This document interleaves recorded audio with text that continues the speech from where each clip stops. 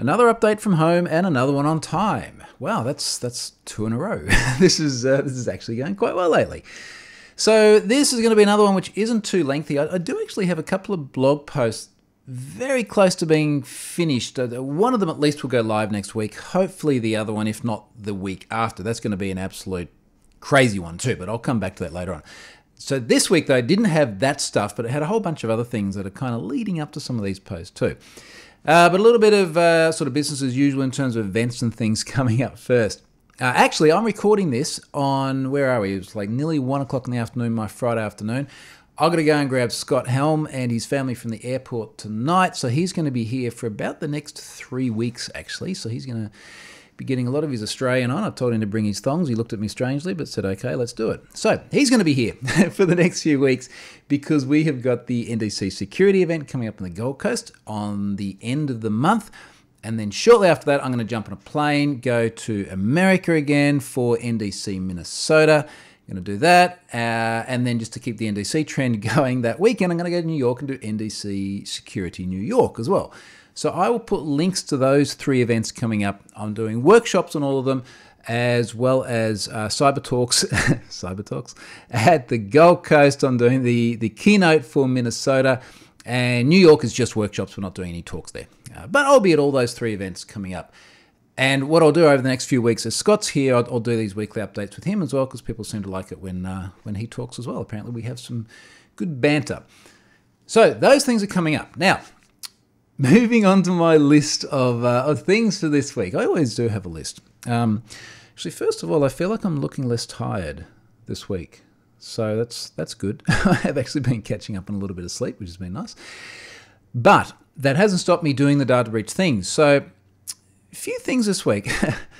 Oh, geez, how do I explain this one? Now, I'm probably going to pronounce the name wrong. Nuddles, something like that. It's a German social media website. 808,000 records breached in September, instant exposed email addresses, usernames, real names, and passwords stored in plain text. Not such a good look for these guys. There were a couple of interesting things that happened out of this. One is they did get, you know what, I'm going to double check my figures here, but they got a fine of like 20,000 euros as a result of that incident. And I'm going to check this because I'd hate to sort of say they did and then they didn't, or something like this. And it's also kind of interesting to see fines levied at organizations for data breaches, because this is like kind of what we want under most situations. And I guess what I mean by that is that we do want some financial incentive not to have a data breach, other than the fact of it might make you look bad. If I look for 20, I'm going to get everything from 2017, which isn't going to work well. But if I scroll down, so this Knuddles thing was, I'm going to get angry emails from German people now. Tell them I pronounced it wrong.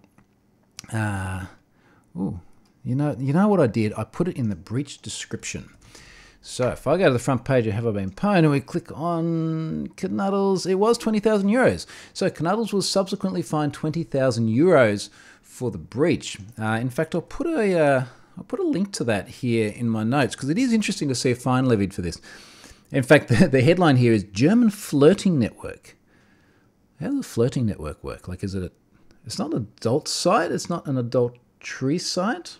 Anyway, related back to GDPR, apparently, for which 20,000 euro probably seems like a pretty small amount, given how big some of the penalties can be. But again, like, it depends on how bad they screwed things up. Did they try to cover it up? Were they just very, very good actors, and then the organisation did the right thing? Might only deserve 20,000. Regardless, flirting site, 20 grand, not so good for those guys. So that was one of them. The other one here on my list of breaches this week is DataCamp. Now, DataCamp had 760,000 records breached. They seem to be some sort of data scientist resource. Exposed data included email and IP addresses, names, passwords stored as bcrypt hashes. Much better than plain text. Now, they were part of this massive trove of data that appeared around February. There was a big story in the register. There was that, MyFitnessPal, MyHeritage, a whole bunch of other things that are already in Have I Been Pwned. I'll have to go back and double check, but I think it's now pretty much every different incident from that collection that's now gone live. There might be 1 or 2 missing, actually, so I'll have to look into that. If you have those, reach out. So business as usual there. Incidentally, hit rates as well in terms of accounts already in Have I Been Pwned. 37% of the Knuddle email addresses were already in there, which is actually a fairly low number. I suspect due to the German origin of it, and perhaps I just don't have as many German people in data breaches. DataCamp 68%, which seems to be more consistent with the hit rate, for want of a better term, that I'm getting on these breaches. So there's those ones. Now, there are also 4 different breaches that I'm currently in the midst of disclosure on, and hence I cannot name. But I want to try and, because I put out a bit of it wasn't a ranty tweet, a bit of a frustrated tweet about this last night. Now, there are 3 of these breaches. I'm trying to get in touch with the company and I can't get a response. Now, these are breaches that have tens of thousands, hundreds of thousands, millions of email addresses in them. I have a pretty high degree of confidence they're legitimate. In some of them, I'm very, very confident. In others, it looks very legitimate. It's certainly worth taking seriously. And I'm just looking at my dates here. So one of these, I actually tried to go through and test whether these accounts existed on the 3rd of April. The site was offline. So yeah, so it's not a real good look.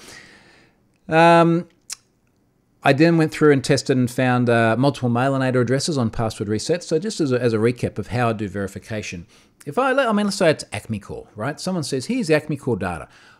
I'll go to the data, I'll find some Mailinator addresses. So remember, Mailinator is a public mailbox. So you could send an email to troy@mailinator.com and then go to mailinator.com and enter Troy, and it will show you all the Viagra spam that account apparently gets. Which, yeah, okay, it's just any account on the web gets that sort of stuff. It's not just me, trust me. So you can go and have a look at the mailbox, and what this means is that when someone gives me a data breach, if I pull out, say, 3 random Mailinator addresses, and every one of them then gets a password reset if I put it into that feature of the website, it's like, oh, isn't this coincidental? Every single address that I test from the alleged breach actually has an account. That's probably going to be a legitimate breach. So this one did tick that box in terms of the responses that came back. My note here is sent message to them via their contact form on the 10th of April, which is 2 days ago. I'm going to give them another day before I escalate this further. And escalating further usually means going onto social media these days and going, hey, does anybody have a security contact for? Which is what I did for this next one. There's another one here. My notes here are usernames in the breach confirmed via enumeration and registration. So I'm trying to register with a username that's already in there, and it says, no, you can't because this username's already in use. Emailed their public support address on the 8th of April, so that's now 4 days ago. I tweeted about it yesterday. Someone actually got in touch with me yesterday and said, hey, look, I have an account on that site.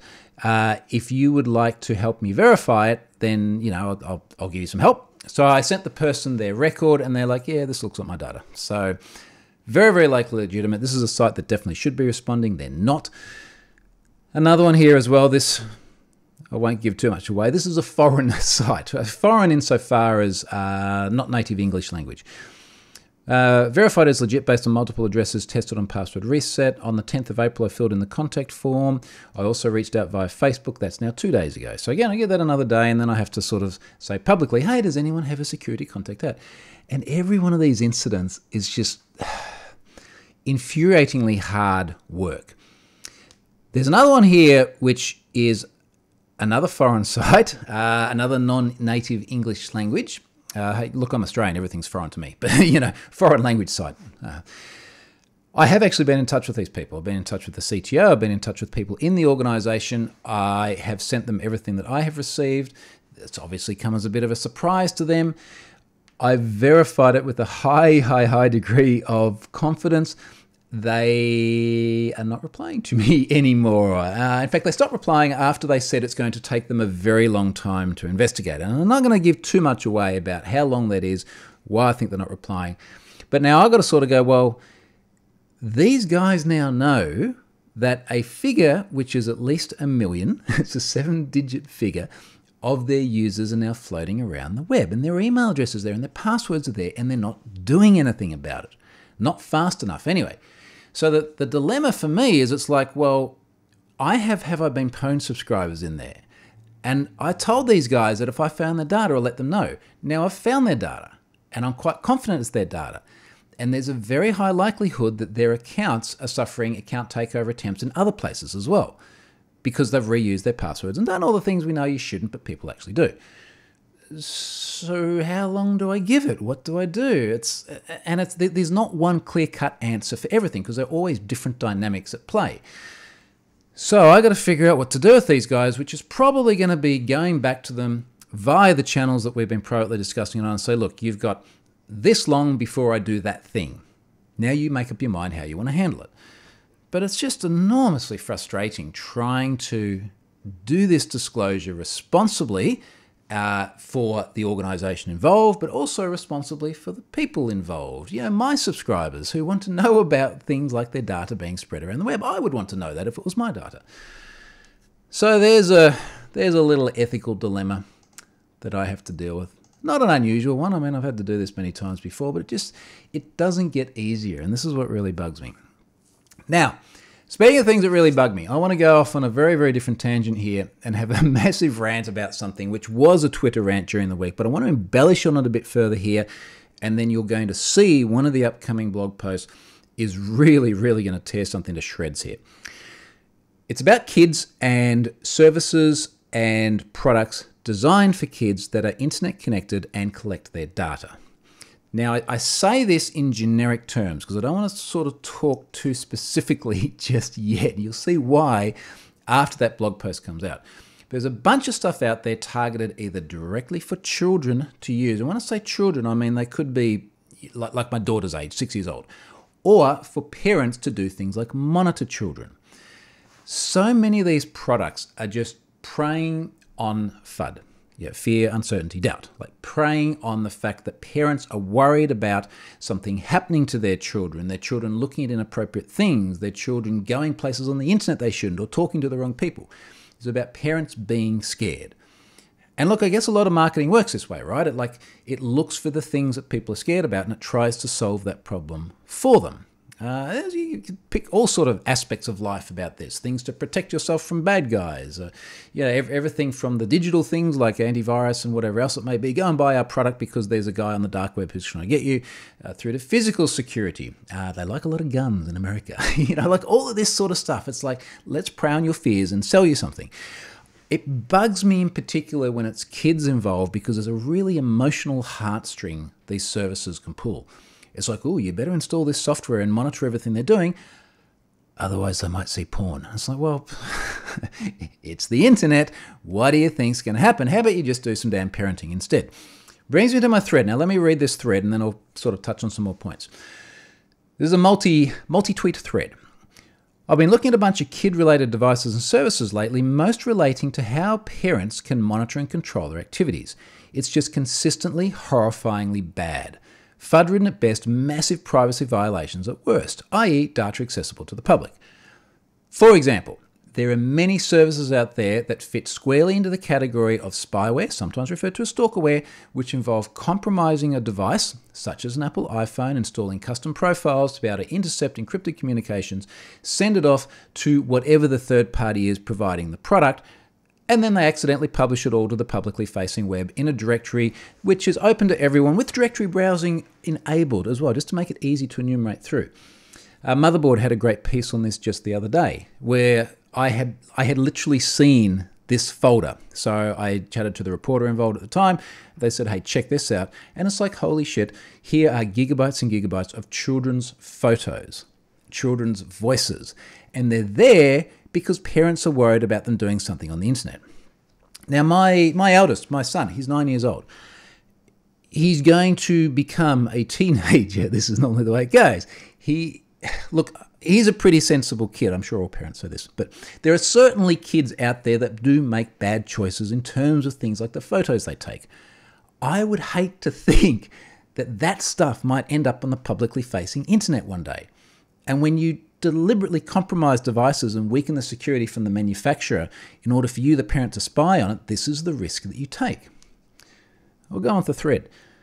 The problem is you've got a bunch of technically illiterate parents, understandable, being pushed things by schools that are influenced by marketers, much less understandable, and built with near zero focus on security. Inexcusable. Now I'm going to try and be a little bit generic in the way I describe this. My experiences of late have been that schools really want to push these products too, and this kind of bugs me because I would expect that the schools are the ones that understand the ramifications of these things the best. But the problem is that a lot of these schools I don't think are particularly switched on. I don't think they really understand the risks involved, and I also don't think they really understand some of the things you can do natively with devices that give you a lot of parental controls. I'm going to talk about those in the very last tweet of this thread. So it worries me that we're getting stuff pushed on kids by people in positions of authority that really just don't understand what the hell they're doing. Moving on. You worried about your kids online? Talk to them. Browse the web with them. Introduce them to the wonders of the web on your terms and physically monitor them. You know, like exist in the same room for a bit.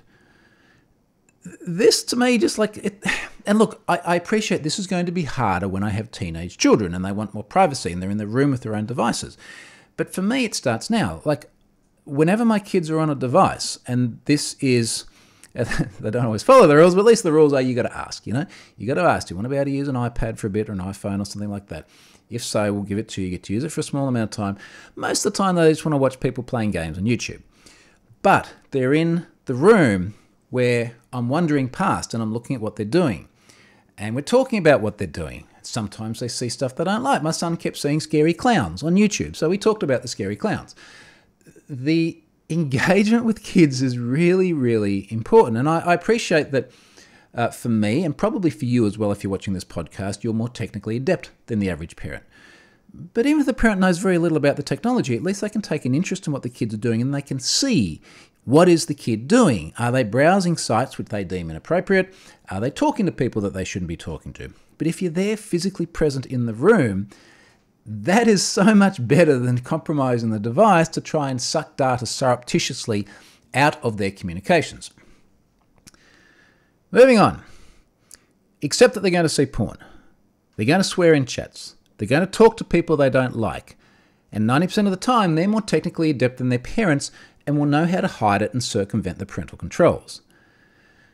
It's one of the things I lament. Like every single time I see any sort of parental control, there's a way around it. There's always a way around it. I've got a blog post in draft related to this, which I think is part of this upcoming series of things I'm going to write about kids. I'll probably try and finish. But I've got a comment in there from a kid that emailed me when I was talking about this online. He's like, yeah, my parents have parental controls on my device. I know exactly how to get around that. Like there are just so many. I mean, how are these controls going to work? You know, they're doing things like blocking at the DNS level, or they're trying to block at an IP level or something like that. It's like, how simple is that to get around? Or they're trying to block at a network level. There are physical devices being sold out there. So before you know it, a kid's picking up Tor or a kid's picking up a free VPN tool and they're just routing straight through this. It's like, this is not hard. And I appreciate that this does sort of take out that bottom level of competency. You know, it's just like little kids sitting there just having a browse around, accidentally clicking a bad link. Yeah, it can take that stuff out. Incidentally, devices can do that natively as well without third-party products. But then for the kids that want to get around this, it's not hard to do. And most of the time, they've got a much better idea of how this stuff works than their parents do. Here's a fun story. I remember someone, a lady once emailed me and she said, yeah, hey, I think the kid was 12. She's like, hey, my 12-year-old son is using a tool called Fiddler while he's playing games. I'm worried about what he's up to. And as we delved into it, the kid was using Fiddler, and they were using Fiddler script to effectively rewrite requests and responses such that, you know, let's say they're shooting and they've got 6 bullets left. It's like, well, I'm just going to rewrite the response so that my gun on the client side actually thinks I've got 20 bullets left. And they modify stuff like this. Now, I personally think that's kind of cool. But I can see how this starts to worry parents because I've got no idea about this stuff most of the time. I'll talk to my kids all day long about this stuff, but I'll never install the sorts of software or buy the kinds of tracking devices I keep seeing peddled. These things are consistently absolute rubbish, and they prey on scared and uninformed parents and teachers to get traction. And they are. They're just rubbish up and down in so many different ways. I have something on my desk here which is going to... Wait until you see what I mean by this. So again, when this blog post comes out, because we've got disclosures and things like this to do. But it is just unfathomably rubbish. And I'm trying to think about how to phrase it without giving too much away, but if you go out and you buy things designed to spy on children or cheap physical hardware designed to give you access to things, think about how much effort actually went into security and privacy. Particularly when you sort of compare that to the sorts of devices you give Apple.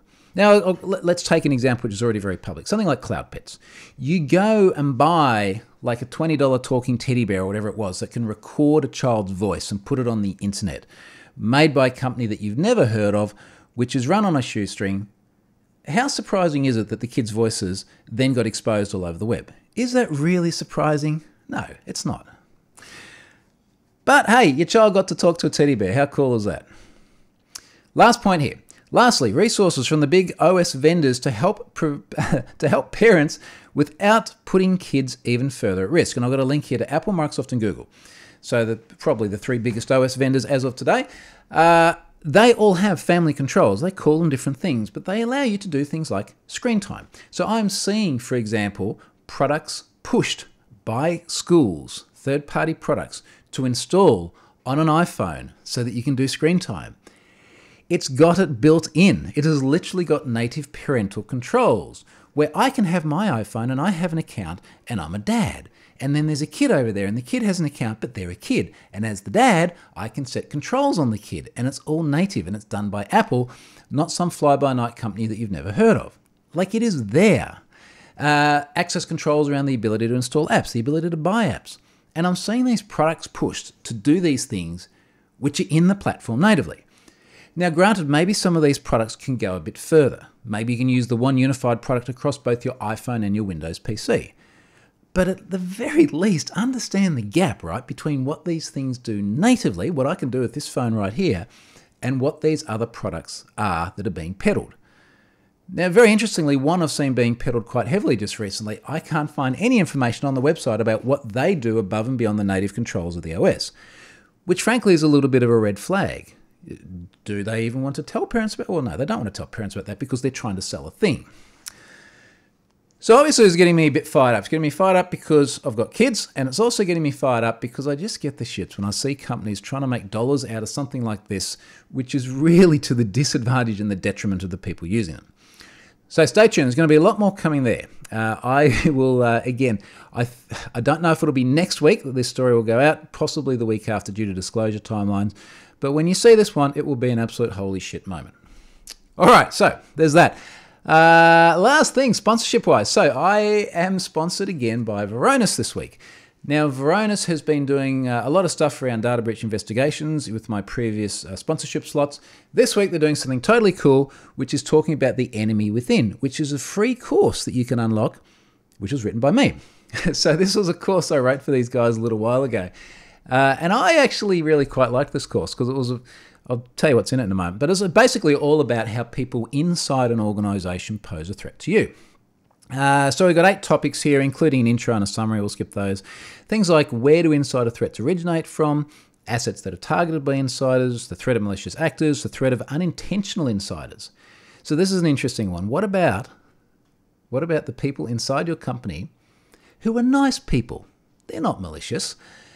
They're just not real good at not clicking on things that they shouldn't. But then their access rights then grant someone else to all the things that they have access to. They're now an unintentional insider. Then there's a discussion around principle of least privilege and all this sort of stuff. How insiders exfiltrate data, defensive measures. And all of this is a 1-hour, 3-minute course as well, totally free, put together, courtesy of Varonis, and available for you to go and watch. So I'll link through to that. I hope you do go and enjoy that because I really enjoyed making it. So that's it for now. I'm going to try and wrap this up before I've got to go grab Scott from the airport. And then next week when we do this, he and I will both come to you from somewhere on the Gold Coast and we'll do the update together. If there is anything you would like to hear us talk about or hear from Scott, drop me a note and I'll try and make sure we cover those as well. Thanks for watching.